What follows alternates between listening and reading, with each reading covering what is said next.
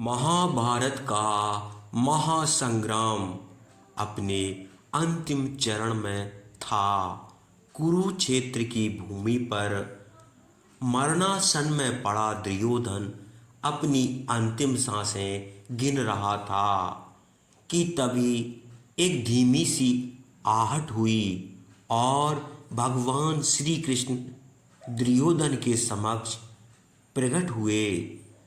श्री कृष्ण को देख दुर्योधन की आंखों से आंसू बह निकले। यह वही दुर्योधन था जो जीवन भर श्री कृष्ण को दुश्मन मानता रहा। उसने कभी श्री कृष्ण को सम्मान नहीं दिया, जो उन्हें हमेशा ग्वाला कहकर संबोधित करता रहा। जिसने कभी श्री कृष्ण के शांति दूत रूपी याचना को भी ठुकरा दिया था। पर आज वही दुर्योधन श्री कृष्ण को देख आंसू बहा रहा था, जैसे वह कुछ भगवान से कहना चाहता हो। श्री कृष्ण धीरे से उसके पास आए और उससे कहा, कहो दुर्योधन, क्या कहना चाहते हो।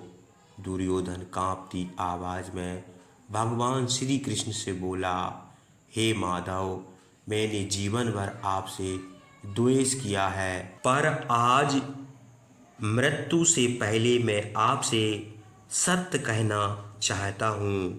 हे कृष्ण, मैं हार गया, लेकिन मुझे हराने वाले पांडव नहीं थे। मैं स्वयं अपनी इच्छा, अपनी वासना, अपने मोह और अपनी आत्मकांक्षा से पराजित हुआ हूँ। अब ना तो मैं आपसे द्वेष रखता हूँ, ना ही किसी से शत्रुता। मैं जान गया हूँ कि आप इस समस्त लीला के सूत्रधार हैं। जो कुछ हुआ वही होना था, परंतु हे माधव, एक पीड़ा है जो मुझे भीतर से जला रही है। भगवान श्री कृष्ण ने कहा, कहो दुर्योधन, क्या पीड़ा है। दुर्योधन की आंखों में करुणा थी। वह कांपती आवाज में बोला, हे वासुदेव, क्या तुम भी उस दूत सभा में नहीं थे जब धर्मराज युधिष्ठिर ने अपने भाइयों सहित अपनी पत्नी को जुए के दांव पर लगाया। क्या इसमें मेरा कोई दोष था।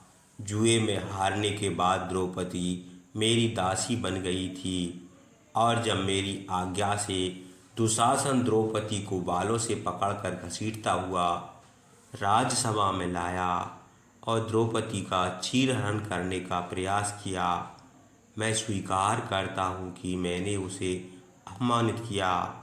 लेकिन हे कृष्ण, क्या वह अपराधी अधिक दोषी है जो खड़ा होकर हंसता है, या वो जो चुप रहकर सहमति देता है।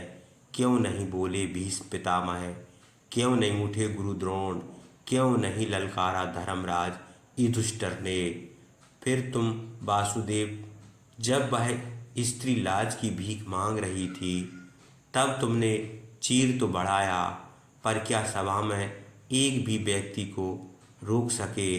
भगवान ने अपना मस्तक झुकाया, फिर शांत स्वर में बोले, दुर्योधन, धर्म की रक्षा केवल शास्त्रों से नहीं होती। धर्म तो तब मारा जाता है जब धर्मचारी चुप रहते हैं। वहाँ में केवल तुम नहीं थे, वहाँ धर्मराज भी थे, गुरुजन भी थे, और मैं भी था। पर जान लो, चुप रहने वाला दोष से मुक्त नहीं होता। वह मौन जो अन्याय के समय धारण किया गया, वह भी उतना ही घातक होता है जितने तुम्हारे शब्द। यह सुन दुर्योधन भावुक हो गया और उसने रोते हुए कृष्ण से कहा, हे कृष्ण, मेरे अंदर जो अहंकार था वह जन्मजात नहीं था, उसे हर बार मेरे अपनों ने सींचा। भीष्म ने, द्रोण ने, विदुर ने और यहाँ तक कि कर्ण ने भी मुझे समझाया, लेकिन किसी ने मेरा हाथ नहीं थामा। और जब मैं भटक गया तो सबने मुझे दुराचारी कहा। श्री कृष्ण की आंखें नम हो गईं। पर दुर्योधन यहीं नहीं रुका, उसने अंतिम बात कही, हे योगेश्वर, अगर आप चाहते तो यह युद्ध रोक सकते थे। आप अर्जुन को मोह से खींच लाए तो मुझे भी खींच सकते थे, पर आपने मुझे उस राह पर जाने दिया जिसमें मैं स्वयं बर्बादी और बड़ा। शायद यह लीला आपकी ही थी, लेकिन आपसे एक विनती है, यदि अगले जन्म में मुझे जीवन मिले तो मुझे धर्म समझने की शक्ति देना, लेकिन मेरे जैसे किसी भी मानव को ऐसा अकेलापन मत देना जो उसे राक्षस बना दे।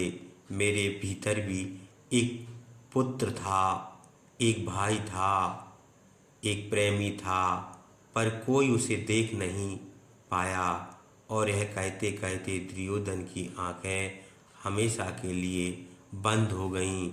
श्री कृष्ण ने एक गहरी सांस ली और कहा, जो व्यक्ति अपने अंत समय में सत्य को पहचान लेता है वही मोक्ष का अधिकारी होता है।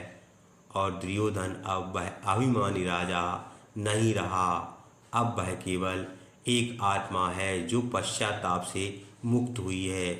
दुर्योधन तो मर गया, लेकिन जाते जाते वह कृष्ण से ऐसे प्रश्न पूछ गया जिसका उत्तर आज तक मौन है।